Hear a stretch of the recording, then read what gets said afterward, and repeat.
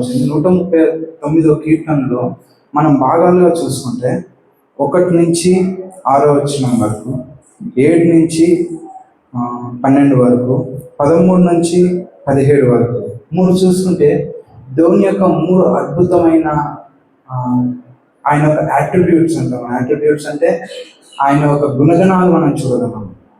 1 నుంచి 6 వరకు మనం చూసుకుంటే ఆయన సర్వజ్ఞాని అని మనకు తెలుస్తుంది. ఓమ్నిషియంట్ అంటారు, అంటే సర్వజ్ఞాని, ఆయనకి మరుగైనది ఏది లేదు.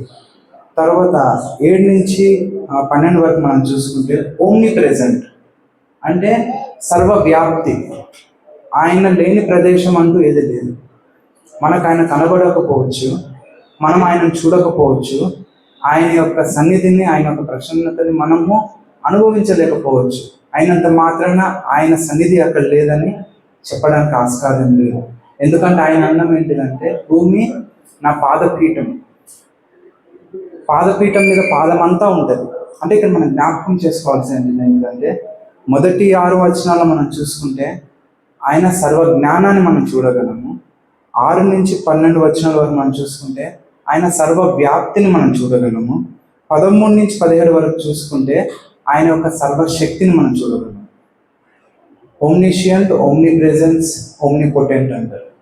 అంటే ఇంకా వాటికి ఓమ్ని అంటే ఏంటిదంటే, ఇంకా సర్వం అంటే ఒక భూలోకం అనే కాదు, మొత్తం యూనివర్స్ తీసుకోవచ్చు, మిలీనియం తీసుకోవచ్చు, ఇంకేదంటే అది తీసుకోవచ్చు, మిల్కీ వే, గెలాక్సీస్ ఏమైనా తీసుకోవచ్చు. Omni present, omni potent, omni present, omni potent, omni మన సర్వశక్తి గల దేవుడు, సర్వవ్యాప్తి గల దేవుడు, ఇంకోటి సర్వజ్ఞానం గల దేవుడు. ఇక్కడ మనం జ్ఞాపకం చేసుకోవాల్సింది ఏంటిదంటే, మొదటి 6 వచనాల్లో మనం చూసుకుంటే, నేను కూర్చుండుటను, నేను లేచుటను, నా తలంపు పుట్టక మునిపే, నేను పుట్టినప్పుడే నా దినములన్నీ లెక్కబడి ఉన్నాయి. అంటే ఇక్కడ మనం జ్ఞాపకం చేసుకోవాల్సింది ఏంటిదంటే, ఆయనకి సర్వము తెలుసు. సర్వము తెలుసు అంటే, నేను నిన్న ఏం చేశానో ఆయనకు తెలుసు, అందులో గొప్ప లేదు. ఈరోజు ఏం చేస్తున్నానో ఆయనకు తెలుసు, చూస్తుంటాడు కాబట్టి తెలుసు అనుకోవచ్చు. కానీ నేను రేపు ఏం చేయబోతున్నానో ఆయనకు తెలుసు, నేను ఎల్లుండి ఏం చేయబోతున్నానో ఆయనకు తెలుసు, నేను చనిపోయే ముందు వరకు నేను ఏం చేస్తున్నానో ఆయనకు తెలుసు. ఎందుకంటే ఇక్కడ రాయబడి ఉంది, 16 వచనం మనం చూసుకుంటే 16, నేను భిన్నమునై ఉండగా నీ కన్నులు నన్ను చూచాను, నియమింపబడిన దినములలో ఒకటైనను కాకముందే నా దినములన్నీ నీ గ్రంథములో లిఖితమున్నాయి. ఏమైనా అంటే, మనం ఇంకా అప్పటికి నిర్మింపబడలేదు, మనం ఇంకా తల్లి గర్భంలో తయారవ్వలేదు, జస్ట్ పిండములో ఉన్నాం. పిండం అంటే నాకు తెలుసు ఒక 7 days ఏదైతే శుక్రగణము అన్నం తాగి ఒక పిండంగా ఏర్పడుతుందో 7 రోజుల లోపలే అప్పుడే దేవుడు ఏం రాసి పెట్టాడంటే, నా దినములన్నీ నీ గ్రంథంలో రాయమని. నేను ఎన్ని సంవత్సరాలు బతుకుతాను, ఎన్ని క్షణాలు. ఆ రోజు మనం 2-3 నెలల క్రితం మనం చూసుకుంటే, 2-3 వారాల క్రితము యాకోబంకులు అన్నీ చెప్పుకుంటొచ్చు, ఎన్ని సెకండ్లు, నాకు ఎన్ని సెకండ్లు, ఎన్ని బతికాను, ఎన్ని సెకండ్లు. అవన్నీ దేవుని యొక్క గ్రంథంలో నీట్గా లిఖితములైనాయి. అంటే ఇవన్నీ మనల్ని భయపెట్టడానికి దేవుడు చెప్పట్లేదు, ఒకటి ఆదరించడానికి చెప్తున్నాడు. ఖచ్చితంగా భయం ఉంటుంది. ఇప్పుడు ఒకరి చావు దినము అంటే ఎవరికైనా భయమే. నాకు భయం లేదు అంటారు ఖచ్చితంగా చాలామంది, అంటే దేవుని మీద ఆధారపడిన వారు. ఎందుకంటే వారికి నిరీక్ష దేవుని చూశారు కాబట్టి ఆ మాట వస్తుంది, నాకు చావు అంటే భయం లేదు. కానీ మనం జ్ఞాపకం చేసుకోవాల్సింది ఏంటంటే, మనం పిండంగా ఉన్నప్పుడే దేవుడు మరణ దినం వరకు అన్ని రాసి పెట్టినట్టు దేవుడు ఇక్కడ మనతో జ్ఞాపకం చేస్తుంది. అయితే ఇక్కడ అంటే జస్ట్గా మనం మూడు చూసుకుంటే, ఆయన యొక్క 3 గుణగణాలను బట్టి దేవుణ్ణి మనము స్తుతించడానికి ఆయన అర్హత కలిగిన వాడు. ఇంతకుముందు మనం చూసుకున్నాం ఏంటిదంటే, ఆయన స్తుతించాలంటే ఆయన మనకి ఏదో మేలు చేయాలనో, లేకపోతే ఏదో మనకు ఉపకారం చేస్తేనే మనం స్తుతించాల్సిన పని లేదు. ఎందుకంటే ఆయన మనకి సృష్టికర్త, ఆయనను మనం సృజించడమే ఒక గొప్ప కారణం మనం ఆయన స్తుతించడానికి. ఇంకో వేరే కారణం అవసరం లేదు. ఈరోజు నేను నా దగ్గర ధనం లేదా ఈరోజు నేను ఒక శ్రమలో ఉన్నానా, నేను మోకరించడానికి కూడా నాకు చాలట్లేదా, ఎందుకంటే నా శ్రమలు నన్ను చుట్టుముట్టి ఉన్నాయా. అయినప్పటికీ మనం దావీదు మహారాజుని చూసుకుంటే చాలా చోట్ల రాయబడి ఉంటుంది, దేవా నా పరుపు తడిసిపోతుంది, నా శ్రమతో నేను లెగలేకపోతున్నాను. ఆయన పరుపు మీద పడుకుని నేను ఏడుస్తున్నాను. ఎందుకు? నీ యొక్క గుణగణాలను నేను చూస్తూ స్తుతిస్తున్నాను. ఎందుకంటే నాకు తెలియకపోతే ఈ శ్రమ ఈరోజు నేను ఎందుకు వెళ్తున్నానో, కానీ నా దినములన్నీ నువ్వు రాసి పెట్టావు. సో ఈ శ్రమ ఎప్పుడు పోతుందో నీకు తెలుసు. ఈ శ్రమ ఎందుకు వచ్చిందో నీకు తెలుసు, ఎలా వచ్చిందో నీకు తెలుసు, ఎలా పోతుందో కూడా నీకే తెలుసు. అంటే మనము జ్ఞాపకం చేసుకోవాల్సింది ఏంటిదంటే, ఆయన సర్వజ్ఞాని గల దేవుడు, ఆయన సర్వము ఎరిగిన దేవుడు.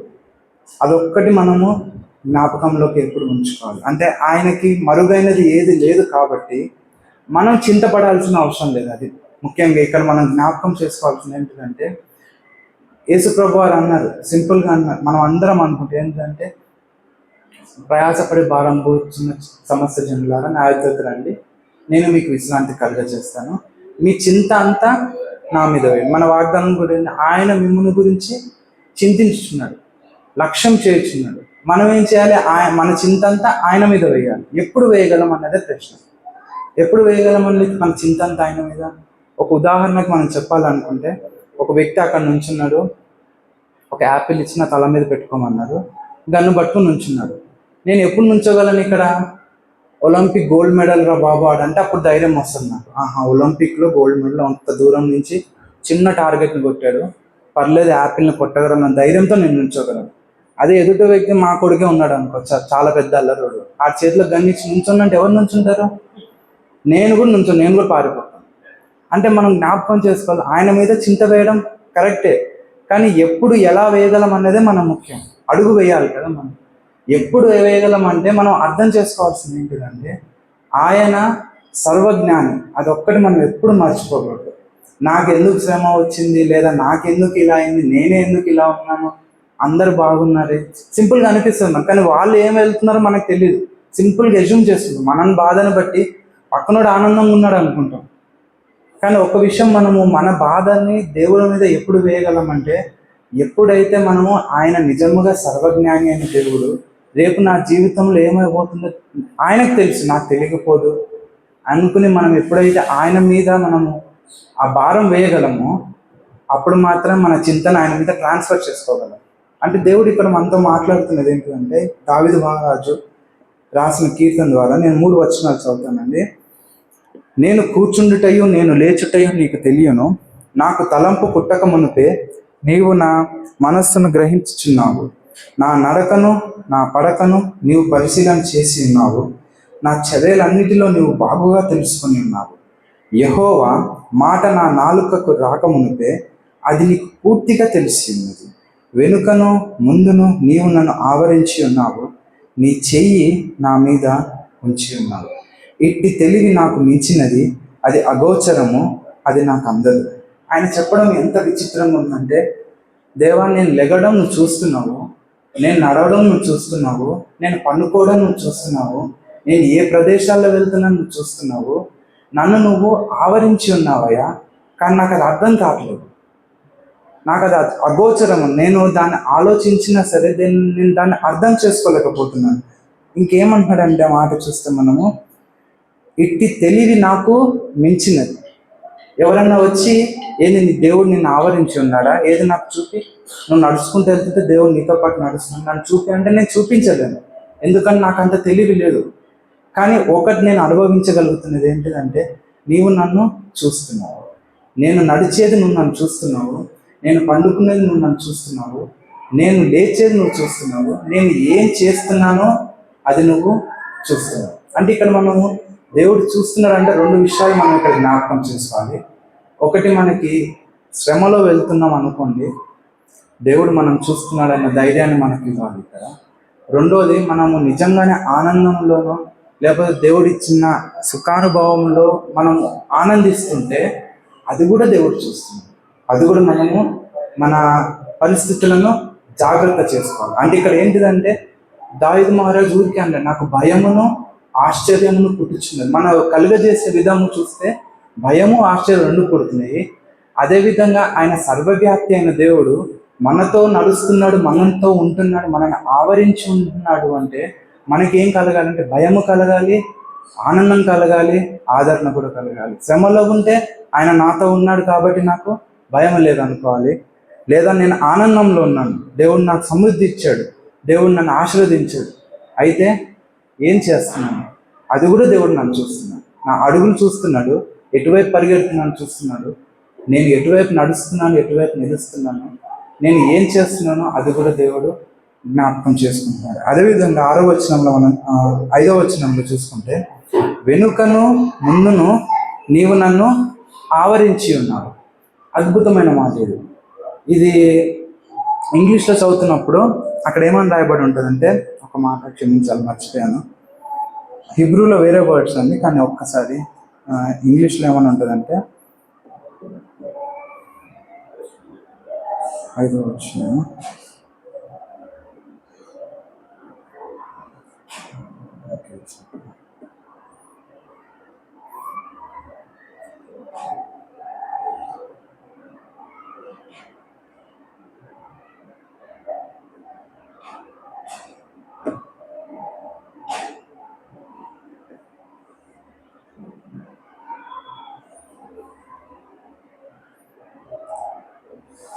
నెట్ ఆన్లో లేదు.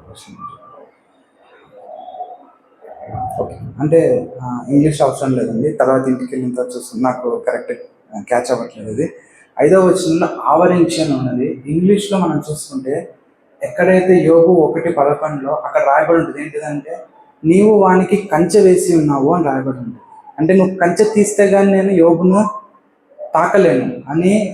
సాతాను 11వ వచనంలో మనం చూసుకుంటే, యోబు ఒకసారి ఒక్క మాట చదువుకుందాము. యోబు 1:11,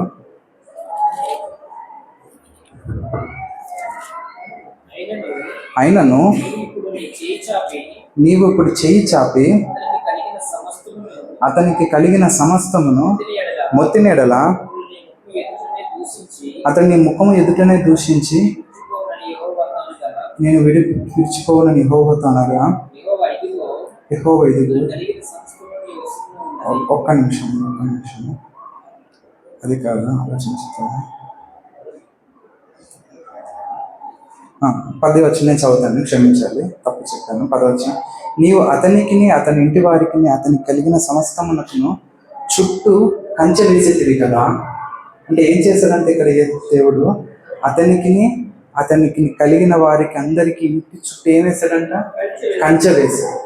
ఇక్కడ కంచె అని వాడిన పదము, అదేవిధంగా మనము 139వ కీర్తన 5వ అధ్యాయంలో ఆవరించి ఉన్నదన్న వాడిన పదం ఇంగ్లీష్లో రెండు ఒకటే ఉంటుంది. అంటే ఇక్కడ మనం జ్ఞాపకం చేసుకోవాల్సింది ఏంటిదంటే, కంచె వేయడం అంటే అక్కడ దేవదూతలను ఉంచలేదు, ఆయనే ఉన్నాడు కంచెగా. అంటే దేవుడే యోబు యొక్క కుటుంబానికి ఆవరించి ఉన్నాడు. దేవుణ్ణి దాటి సాతాను వెళ్ళలేకపోతున్నాడు. అందుకే వచ్చి ఏమంటున్నాడంటే, అయ్యా నువ్వే కంచె వేసావు, నువ్వు ఆవరించి ఉన్నావు, తన కుటుంబాన్ని నువ్వు ఆవరించి ఉన్నావు, నేను ఎలా ముట్టుకోగలను? నువ్వు అంటున్నావు యథార్థవంతుడని, ఊరికే ఉన్నాడు యథార్థవంతుడు? నువ్వు ఆవరించి ఉన్నావు ఆయనని, ఆయన కుటుంబాన్ని, ఆయన కలిగిన సమస్తాన్ని నువ్వు ఆవరించి ఉన్నావు. నువ్వు ఒక్కసారి నువ్వు ఆవరించిన ఆవరణను నువ్వు పక్కకెళ్ళి, అంటే కంచె తీసేసి, అప్పుడు యెహోవా ఎవడని దూషించి వెళ్ళిపోతాడు అని సాతాను మాటలు. అందుకని మనం జ్ఞాపకం చేసుకోవాల్సింది ఏంటంటే, సర్వవ్యాప్తి అయిన దేవుడు మనల్ని ఆవరించి ఉన్నాడు. ఆయన మనకు కంచుగా ఉన్నాడు. కంచె యోబుకి ఏ విధంగా అయితే కంచుగా ఉన్నాడో మనకి కంచుగా ఉన్నాడు ఆయన. ఏ అపవాది, ఏ సాతాను మనల్ని తాకకుండా ఆయనే ఎవరినో దూతలను కావాలిగా ఉంచారు. కరెక్ట్, అక్కడ రాయబడింది 91వ కీర్తనలో, వేరే కీర్తనలో దూతలు మనకు కావాలిగా ఉంచి ఉన్నారని రాయబడింది. కానీ ఆయనే ఆవరించి ఉన్నారు. ఏ దూత మనల్ని ఆవరించలేదు. ఆయనే మనల్ని వెనుకను ముందును పక్కను ఏమైనాడని ఆయన ఆవరించి ఉన్నారు. అంటే మనం ఇక్కడ జ్ఞాపకం చేసుకోవాల్సింది ఏంటిదంటే, ఆయన యొక్క గుణగణం ఏంటిదంటే సర్వవ్యాప్తి అయిన దేవుడు. సర్వవ్యాప్తి అయిన దేవుడు ఏంటిదంటే, మనం ఎక్కడికి వెళ్ళినా అక్కడ ఉంటాడు ఆయన సన్నిధానం నుంచి మనము తప్పించుకుని ఎక్కడికి పారిపోలేము. అందుకే అంటాడు భక్తుడు, నేను ఆకాశంకి ఎక్కిపోదునా, అక్కడ నీవు ఉన్నావు. నేను పాతాళంలో పండుకుంటానా, అక్కడ నీవు ఉన్నావు. నేను రెక్కలు కట్టుకుని ఇంకెక్కడికో అగాధంలోకి వెళ్తానా, అక్కడ కూడా నీవు ఉన్నావు. నీ సన్నిధి నుంచి నీ ఆత్మ నుంచి నేను ఎక్కడికి పారిపోగలను, ఎక్కడ తలదాచుకోగలను? అంటే ఇక్కడ మనం జ్ఞాపకం చేసుకోవాల్సింది ఏంటిదంటే, ఆయన నిరంతరము చెప్పాలంటే సింపుల్గా ఒక వాచ్మెన్ లాగా ఉన్నాడు దేవుడు, ఒక కావలి వాడిగా ఉన్నాడు మనం. ఆవరించి మనల్ని ఎప్పుడు మన దగ్గరలోనే ఉన్నాడు దేవుడు. మనకు దగ్గర, మనము ఒంటరిగా ఫీల్ అవుతున్నామా, నేను ఒక్కడినే ఉన్నానని బాధపడుతున్నామా, లేకపోతే నేను ఆనందంగా ఉన్నానా, ఏ పరిస్థితి అయినా అవని దేవుడు మనల్ని ఏమై ఉన్నాడండి, ఆవరించి ఉన్నాడు. మనం ఒకటి జ్ఞాపకం చేసుకోవాల్సింది ఏంటిదంటే, ఆయన సర్వవ్యాప్తి అయిన దేవుడు. ఆయన నుంచి మనము తప్పించుకుని ఎక్కడికి వెళ్ళలేము. మనం ఏం చేస్తున్నామో అన్న ప్రశ్న మనమే వేసుకోవాలి. ఎందుకంటే నా భార్య నన్ను 10 గంటలు చూస్తుంది. నా ఆఫీస్కి వెళ్ళినప్పుడు నేను ఎక్కడికి వెళ్తాను నాకు తెలియదు, ఆమెకు తెలియదు. నా తల్లిదండ్రులు ఎంతవరకు నన్ను చూస్తారు, నా స్నేహితులు ఎంతవరకు నన్ను చూస్తారు. నేను చేసే పనులు, నేను వేసే అడుగులు, నేను పరిగెత్తే నా తలంపులు నా దేవునికి ఒక్కనికే తెలుసు, నాకు తెలుసు. సో మనం కూడా దేవుని అంటే మనం జ్ఞాపకం చేసుకోవాల్సింది అంటే మన బతుకులో మనం బ్రతుకుతున్నప్పుడు దేవుడు ఎక్కడ ఉన్నాడో మనకి తెలిస్తే మన ప్రవర్తన అంత జాగ్రత్త. దేవుడు ప్రసంగిలు ఏమంటుందంటే, మీరు దేవుని మందిరమునకు వచ్చినప్పుడు మీ ప్రవర్తన అంతటిని జాగ్రత్తగా చూసుకోమని రాయబడి ఉంది. దేవుడే మన ఆవరించి ఉంటే మన ప్రవర్తన అనుదినము అనుక్షణము జాగ్రత్తగా చూసుకోవాల్సిందే. ఆ ప్రశ్న మనం ఎప్పుడు మర్చిపోకూడదు. దేవుణ్ణి ఆరాధించడం అంటే ప్రతి క్షణము మన ప్రవర్తనను మనము సరి చేసుకోవడమని దేవుడు మనతో మాట్లాడుతుంది. ఎందుకంటే ఆయన సన్నిధి మనం ఆవరించి ఉన్నప్పుడు మనం ఆయన సన్నిధికి వెళ్ళకపోయినా ఆయన సన్నిధి మనతోనే ఉంటుంది, అనుదినము అనునిత్యము. అప్పుడు మన ఆయన సన్నిధిలో మనం ఉన్నప్పుడు ఏం చేయమన్నారు దేవుడు? సింపుల్గా మన ప్రవర్తన అంతటిని జాగ్రత్త. అదే దేవుని యొక్క ఆరాధన. ఇక్కడికి వచ్చినప్పుడు బహిరంగంగా అందరి ముందు మనం సరి చేసుకోవచ్చు, కానీ అనుదినం అనుక్షణం మనం ఒంటరిగా ఉన్నప్పుడు దేవుని దగ్గర మనము విమర్శించుకోవాలి. ఇక్కడ ఏ విధంగా అయితే బల్ల వచ్చేటప్పుడు అందరిలో విమర్శించుకోం కదా, మనం అప్పటికప్పుడు బల్ల వచ్చినప్పుడు మనంతటి మనం విమర్శించుకుంటాము. అదేవిధంగా అనుదినం కూడా ఒకటే మనం ఎప్పుడు జ్ఞాపకం చేసుకోవాల్సింది ఏంటిదంటే, నేను ఆకాశంకి ఎక్కినాను, అక్కడ నీవు ఉన్నావు. నేను పాతాళంలో పండుకున్నాను, అక్కడ నీవు ఉన్నావు. నీ సన్నిధి నుంచి నేను ఎక్కడికి పారిపోలేను. కాబట్టి నీ సన్నిధి నాతో ఉన్నప్పుడు, ముందు వెనుక ప్రక్కన నీ సన్నిధి నన్ను ఆవరించి ఉన్నప్పుడు నా ప్రవర్తన నేను జాగ్రత్త చూసుకున్న ద్వారానే నేను ఆరాధిస్తాను అన్న ఒక భావన మనకు అనుదినం ఉండాలని దేవుడు ఆశపడుతున్నాడు. అదేవిధంగా 10వ వచనంలో మనం చూసుకుంటే, అక్కడను నీవు చేయి చాపి నన్ను నడిపించుతూ నీ కుడి చేయి నన్ను పట్టుకొనును, అంధకారము నన్ను మరుగు చేయును, నాకు కలుగు వెలుగు రాత్రి వలె ఉండును అని నేను అనుకుని ఎడల చీకటి అయినను నీకు చీకటి కాకపోవును, రాత్రి పగటి వలె నీకు వెలుగుగా ఉండును. ఇది విచిత్రమైన మాట. నాకు ఒక 10-15 సార్లు చదివినా నాకు సరిగా అర్థం కాలేదు ఈ మాట. ఒకటే మాట ఏంటిదంటే, అంధకారము నన్ను మరుగు చేయును, నాకు కలుగు వెలుగు రాత్రి వలె ఉండును అని నేను అనుకొని ఎడల చీకటి అయినను నీకు చీకటి కాకపోవును, రాత్రి పగటి వలె నీకు వెలుగుగా ఉండును. అంటే ఇక్కడ ఏంటిదంటే, మనిషి యొక్క లోయెస్ట్ పాయింట్ గురించి దావీదు మహారాజు చెప్తున్నాడు. మనము ఒక విధంగా చూసుకుంటే 139వ కీర్తన అంతా యోబు గ్రంథం ధ్యానిస్తే దాని యొక్క చిన్న సారాంశంగా మనం అనుకోవచ్చు.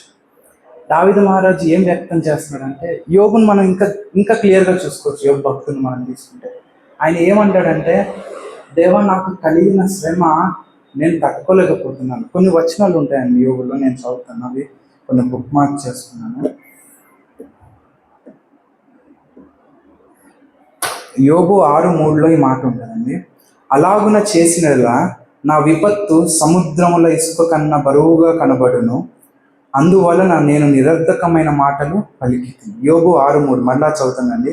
అలాగున చేసిన ఎడల నా విపత్తు సముద్రముల ఇసుక కన్నా బరువుగా కనబడును, అందువలన నేను నిరర్ధకమైన మాటలు పలికితిని.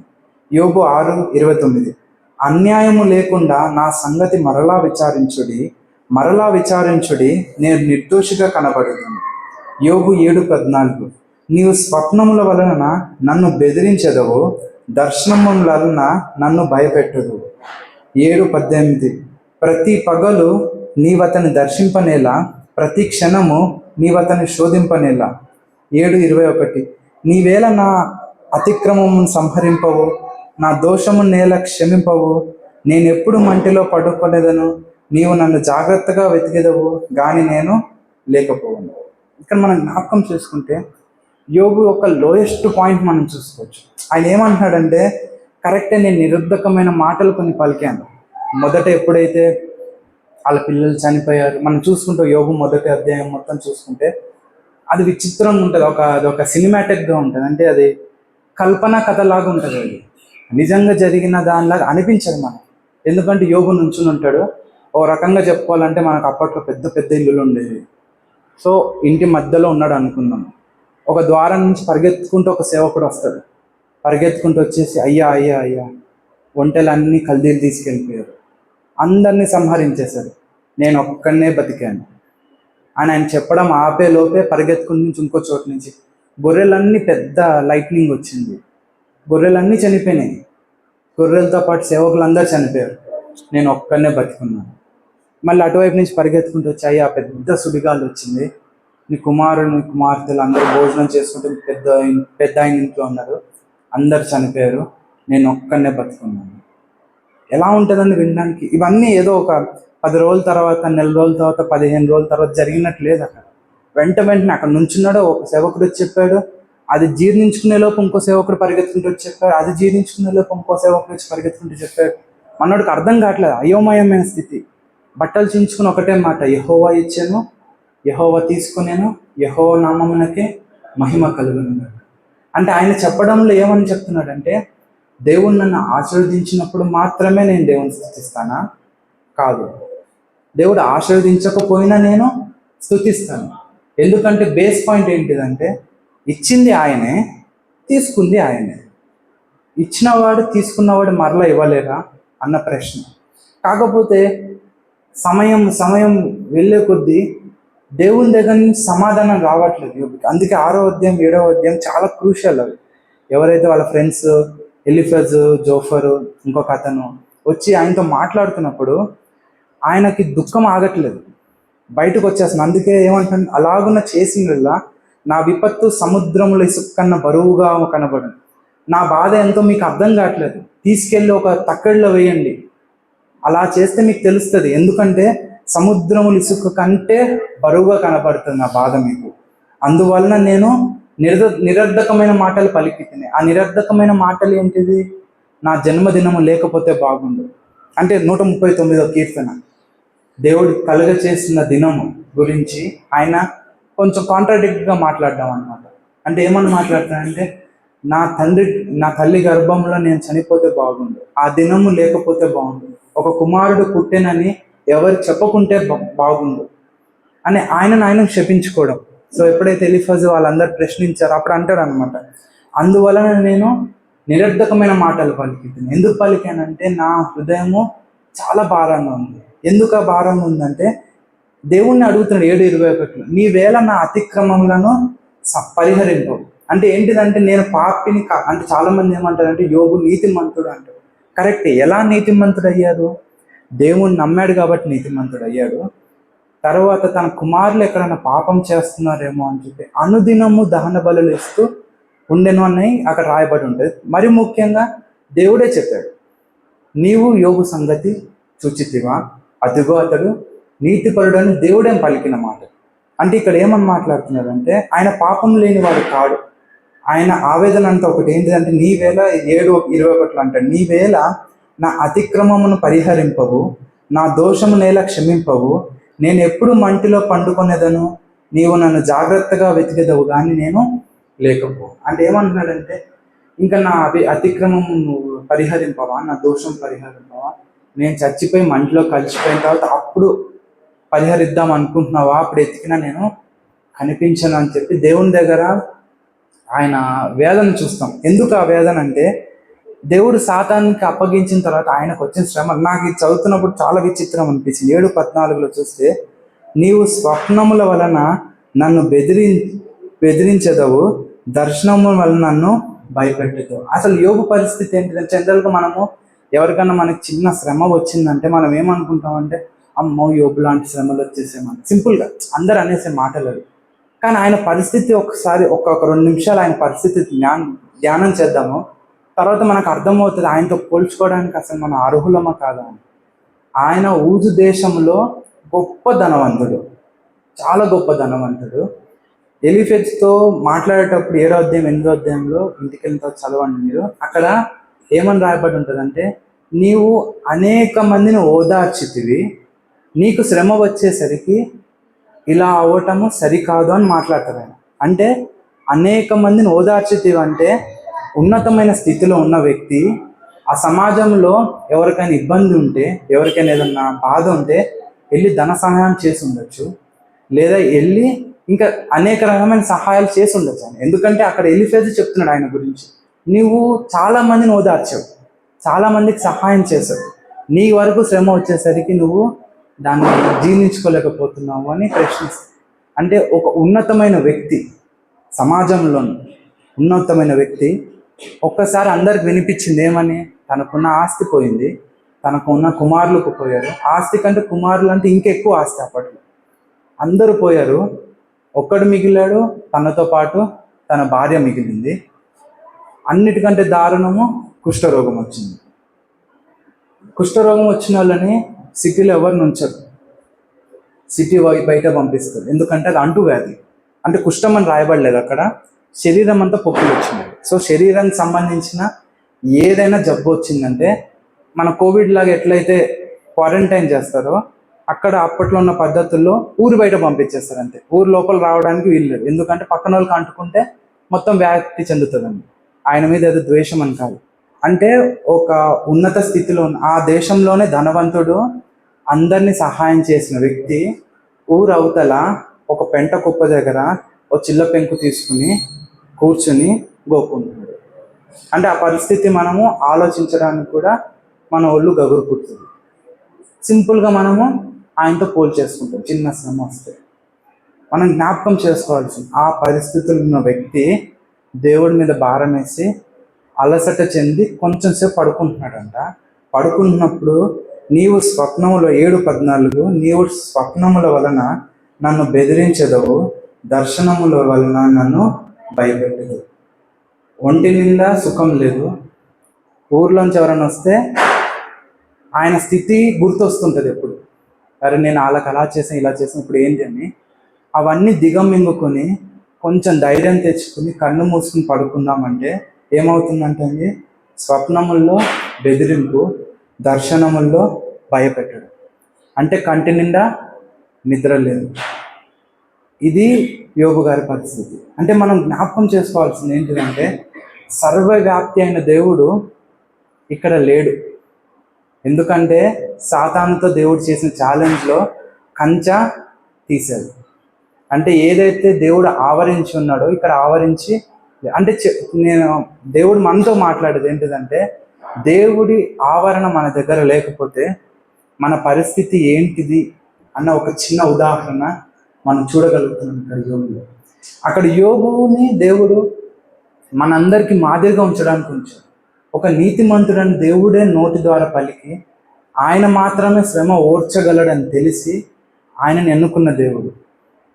సో మనం ఇక్కడ జ్ఞాపకం చేసుకోవాల్సింది ఏంటిదంటే మనని దేవుడు చాలా ఉన్నతమైన స్థితిలో ఉంచాడు. ఏంటి ఆ ఉన్నతమైన స్థితి అంటే దేవుడు నన్ను ఆవరించి ఉన్నాడు, నా ముందున్నాడు, నా వెనకాల ఉన్నాడు, నా పక్కన ఉన్నాడు. అది నాకు అర్థం కాకపోవచ్చు, నా తెలివికి తట్టకపోవచ్చు, నేను ఎవరికి చెప్పలేకపోవచ్చు, కానీ నేను అది నమ్మితే అది నేను అనుభవించగలను. ఎందుకంటే ఆయన పలికిన మాట ఏంటిదంటే ఆయన సర్వవ్యాప్తి గల దేవుడు. నీవు ఆకాశంకి వెళ్ళినా నేను అక్కడ ఉంటాను, నువ్వు పాతాళంలో పండుకున్నాను అక్కడ ఉంటాను, నువ్వు లేచినాను, నడిచినాను, పడుకున్నాను, ఎటు వెళ్ళినా నేను నిన్ను చూస్తున్నాను, చూస్తూనే ఉంటానని మాట్లాడిన దేవుడు. మూడోది చూసుకుంటే ఆఖరిగా మనం చూసాము, దేవుడు సర్వజ్ఞాని అని చూసాము. సమస్తం ఆయనకు తెలుసు. మన చింతంతా ఆయన మీద వేయచ్చు ప్రశాంతంగా, ఆయనను స్తుతించవచ్చు. ఎందుకంటే ఆయన లక్ష్యం చేస్తున్నాడు, మనం చింత మనం ఆయన మీద వేస్తున్నాము, ఆయన మనం లక్ష్యం చేస్తున్నాడు, ఆయనను స్తుతిస్తాము. రెండో ప్రాముఖ్యమైనది ఏంటంటే దేవుడు నన్ను ఆవరించి ఉన్నాడు. నేను ఎక్కడికి వెళ్ళినా నాకు చింత లేదు, ఎందుకంటే ఆయన నాతో ఉన్నాడు. ఆ ధైర్యం నాలో ఉంటే నేను ఎటు వెళ్ళినా ఎక్కడికి వెళ్ళినా నాకు సమాధానం ఉంటుంది. నాకు ప్రతి దగ్గర విజయమే ఉంటుందని నేను అన్నాను. ఎందుకంటే దేవుడు నాకు కావాల్సిందే ఇస్తాడు. నేను అడిగిందన్నీ ఇవ్వడు దేవుడు, నాకు కావాల్సిందే ఇస్తాడు దేవుడు. కానీ ధైర్యం ఏంటిదంటే దేవుడు నాతో ఉంటే నేను సమాధానంగా ఉంటాను. సింపుల్ ఎగ్జాంపుల్ ఏంటిదంటే, చిన్నపిల్లోడు, అందరు విన్నారు ఇది, చిన్నపిల్లోడు ఏరోప్లేన్లో వెళ్తుంటే చిన్న టర్బులెన్స్ వచ్చింది, అందరు భయపడ్డారు. ఆడొక్కడు భయపడట్లేదు, సింపుల్ గేమ్ ఆడుకుంటున్నాడు. పక్కన కుర్రాడు అడిగారు, ఎందుకు భయపడుతున్నావు అంటే, మా డాడీయే పైలట్, నాకెందుకు భయం. ఆయన చూసుకుంటే ఆయన మీద నమ్మకం ఉంది. ఇంకా డాడీ మీద ఉన్నంత నమ్మకం ఇంకెవరి మీద ఉండదు కదా. అంటే మనం జ్ఞాపకం చేసుకోవాల్సింది, మనోడు ట్రస్ట్ ఏంటంటే వాళ్ళ డాడీ నడిపిస్తున్నాడు. సరే టర్బులెన్స్ వచ్చిందా, ఊగిందా, ఏమైనా నాకు సంబంధం లేదు, ఎందుకంటే నడిపేది మా నాన్న చూస్తుంది. మనం కూడా అంతే, ఆవరించిన దేవుడి మీద మనం ముళ్ళల్లోంచి నడుచుకుంటూ వెళ్తున్నామా? ఆవరించిన దేవుడు తెలియదా ముళ్ళల్లో వెళ్తున్నామని? ఆయన నడిపిస్తాడు, మనల్ని ఎత్తుకుని నడిపిస్తాడా, లేదా గుచ్చుకొని ఒక 4 ముళ్ళులు గుచ్చుకున్న తర్వాత, ఎందుకంటే మనం కూడా ఎదగాలి కదా. ఊరికే నడిపించేస్తాడంటే ఏముంది అందులో? ఇందాక కూడా ఒక పాట చూస్తాం, అంటే పాట తప్పని కాదు, అంటే ఏంటంటే ఏమైనా చేయగలవు, కథ మొత్తం మార్చగలవు, కరెక్టే, ఆయన ఏమైనా చేయగలడు. కానీ మనను మనం సమర్పించుకున్నప్పుడు మాత్రమే ఆయన చేయగలడు. ఆదాము అవ్వని ఆపలేడు అంటారండి, పండు తీసుకోకుండా? ఆపగలడు. కయ్యను ఆపలేడా హేబెల్ని చంపకుండా? కానీ సమర్పణ అనేది ఇంపార్టెంట్. అవ్వలో కయ్యంలో అక్కడ సమర్పణ లేదు. ఆయన ఫోర్స్ఫుల్గా ఏది ఆపడు, ఫోర్స్ఫుల్గా దేవుడు ఏది ఆపడు. అంటే ఇక్కడ మనం జ్ఞాపకం చేసుకోవాల్సింది ఏంటంటే, మన వంతు కూడా అందులో ఉంటుంది. ఆ వంతే విశ్వాసము నిరీక్షణ, అవి 2 ఉన్నప్పుడు ప్రేమ దేవుడు మనకు అనుగ్రహిస్తాడు. అయితే ఇక్కడ మనం జ్ఞాపకం చేసుకోవాల్సింది, సమయం చాలా అయిపోతుంది. ఒకటి, దేవుడు సర్వజ్ఞాని అని మనం ఆయన మీద సమస్తము ఆయన మీద మనం మోపుకోవాలి. 2, సర్వవ్యాప్తి అని మన అడుగులు జాగ్రత్తగా చూసుకోవాలి. శ్రమలో ఉన్నామా, ఆనందించు, దేవుడు నన్ను ఆవరించి ఉన్నాడని. కలిమిలో ఉన్నామా, కలిమిలో ఉన్నామా, సమృద్ధిలో ఉన్నామా, దేవుడు నన్ను ఆవరించి ఉన్నాడని భయంతో అడుగు వేద్దాము, దేవుణ్ణి స్తుతిస్తాము. మరి ముఖ్యంగా దేవుడు మన ఆవరించి ఉన్నాడు కాబట్టి మన ప్రవర్తన అంతటిని జాగ్రత్తగా అనుదినం అనుక్షణము చూసుకున్నాం. ఆఖరిగా 15 నుంచి 17 అధ్యాయం వరకు మనం చూసుకుంటే, సర్వశక్తి గల దేవుడు. అసలు విచిత్రమైనది ఏంటిదంటే, ఇవన్నీ చాలామంది చాలాసార్లు చెప్పారు. ఏంటిది? నేను పిండమునై ఉండగా నీవు నన్ను చూచావు, నీ కన్నులు నన్ను చూచావు. అసలు అది చాలా విచిత్రం అసలు. అంటే ఆ పర్మిటేషన్స్, అంటే నా తల్లి గర్భంలో నేను పుట్టడానికి ఆ పర్మిటేషన్స్, కాంబినేషన్స్ వేసుకుంటే అసలు ఇంకా అది సంబంధం ఉండవు. ఇప్పుడున్న జనాలందరిలో ఇప్పుడున్న జనాలని ఒక 1000 సార్లు, ఒక 1000 రెట్లు, 800 కోట్లు అనుకుందాము. 800 కోట్లు ఇంటూ 1000, అందులో ఒక్కరిని పిక్ చేయండి అంటే ఎలా ఉంటుంది? ఆ ఒక్కడైతే ఎంత లక్కీ. జనరల్గా మనకు ఒక చిన్న లక్కీ డ్రా వస్తే ఖుషి అయిపోతాం, అరే 1000 మందిలో నేను లక్కీ డ్రా వచ్చాను, లేదా 1,00,000 మందిలో నేను లక్కీ డ్రా వచ్చాను. ఇక్కడ పుట్టుక అనేది ఎంత పెద్ద లక్కీ డ్రా అంటే, ఇంకా 2 టెక్నికల్స్, 2 సైంటిఫిక్ వెళ్ళిపోతే బాగోదు. మనం జ్ఞాపకం చేసుకోవాల్సి, ఇప్పుడు నేను పుట్టడానికి నన్ను ఎంతమందిలో దేవుడు ఏర్పరచుంది? నన్ను మా అన్నని, ఇద్దరము పుట్టాము. ఇద్దరు పుట్టడానికి దగ్గర 800 ఇంటూ ఒక 10,000 వేసుకోవాలి. 800 కోట్లు ఇంటూ 10,000, అంతమందిలో మా ఇద్దరిని ఎన్నుకున్నాడు. అంటే మా నాన్న నుంచి ఒక 10,000 సార్లు 800 కోట్ల మంది బయటకు వస్తే అందులో దేవుడు ఇద్దరిని ఎన్నుకున్నాడండి. అది విచిత్రం. మనం అది నిజంగా అర్థం చేసుకుంటే దాన్ని బట్టి దేవుని స్థుతించవచ్చు. ఇంకా దేన్ని బట్టి దేవుని స్థుతించాల్సింది మనకు ఇంకో రీజన్ అవసరం లేదు. ఆ ఒక్కటే రీజన్. 10,000 సార్లు అయి ఉంటే ఒక్కొక్కసారి 800 కోట్ల మంది, ఒక చెంచాలో ప్రపంచమంతా పడుతుంది. జైగోట్స్ అన్ని పెడితే మనం ప్రపంచమంతా ఒక చెంచాలో పడుతుంది. అట్లా ఒక 10,000 సార్లు తక్కువ అంటున్నాను, 10,000 సార్లు అనుకున్న 10,000 ఇంటూ 800 కోట్ల మందిలో ఇద్దరిని ఎన్నుకున్నాడు. దాన్ని బట్టి దేవుని స్తుతించవచ్చు. ఇంకొకటి ఆఖరిగా చూసుకుంటే 15వ వచనంలో, నేను రహస్యం ముందు పుట్టిన నాడు భూమి యొక్క అగాధ స్థలములలో విచిత్రముగా నిర్మింపబడుతుంది. అసలు చాలా విచిత్రంగా ఉంది. విచిత్రముగా ఇక్కడ నిర్మింపబడిన రాయబడి ఉంది. కానీ ఇంగ్లీష్లో మనం చూసుకుంటే అక్కడ ఏమని ఉంటుందంటే ఊవెన్ అని ఉంటుంది. అంటే ఎట్లా అంటే చేనేతలు నేస్తారు కదా, నేయించడం అంటారు. అది నిర్మించడం అంటే దేవుడు లిటరల్లీ నేర్చాడు అనమాట. అల్లడం, రైట్, అల్లడం. దేవుడు ఏంటిదంటే అందుకే ఈ మాటను చూస్తే నాకు ఫస్ట్ డిఎన్ఏ గుర్తొచ్చింది. ఇంగ్లీష్లో చదివినప్పుడు అది ఓవెన్ అని ఉంటుంది అక్కడ. ఒక్కసారి నాకు డిఎన్ఏ అల్లినట్టే ఉంటుంది. అది డిఎన్ఏ గుర్తుంటా అంటే చదివితే అందరూ అల్లినట్టే ఉంటుంది. ఈ మాట ఇంగ్లీష్ చదివినట్టే నాకు ఒక్కసారి ఈ వచ్చే ముందే చదివితే మైండ్ పోయింది నాకు. అంటే దేవుడు ఏంటిదంటే దేవుడు ఇట్లా పలుకును గాక అన్నట్టు, కానీ ఆదాంని ఎలా అయితే తయారు చేస్తే మన అందరినీ కూడా తల్లి గర్భంలో దేవుడు నిజంగా అల్లాడు మనల్ని. అది వింటుంటేనే చాలా అద్భుతంగా ఉంది. అది అనుభవిస్తే ఇంకా చాలా బాగుంటుంది. అంటే ఒకటే మనం జ్ఞాపకం చేసుకోవాల్సింది ఏంటిదంటే మూడు విషయాలు. చాలా టైం అవుతుంది మీకు ఎక్స్ప్లెయిన్ చేయడానికి సమయం లేదు. మూడు విషయాలు. దేవుడు సర్వం తెలుసు కాబట్టి ఆయనని కళ్ళు మూసుకొని ఆయన మీద మనం చింతేద్దాము. ఆయన మన చుట్టూ ఉన్నాడు కాబట్టి మన ప్రవర్తన చూస్తున్నాము. ఆయన ఉన్నాడన్న ఆనందంతో ఉన్నాము, ఆయన ఉన్నాడన్న భయంతో ఉన్నాము. మూడోది, దేవుడు నన్ను తన స్వహస్తాలతో అల్లాడు అన్న విషయాన్ని మనం మర్చిపోయాం. తల్లి గర్భంలో ఆ అగాధంలో దేవుడు తన సొంత హస్తాలతో దేవుడు ఏం చేస్తాడని మనల్ని అల్లాడు. ఈ మూడు చాలా ఉండి దేవుడిని మనం స్తుతించడానికి. ఇక్కడ ఏం చేశాడన్నది వదిలేసాను. దేవుడు నాకేం చేస్తాడు, నేను ఏ స్థితిలో ఉన్నాను, దేవుడు నన్ను ఎంత ఇచ్చాడు అన్న వదిలేసాను. ఈ మూడు చాలు. దేవుడు ఈరోజు ఈ మూడుని బట్టి దేవుణ్ణి స్తుతించుకున్నాం. దేవుడి చిన్న వాక్యం దేవుడు. ఆమె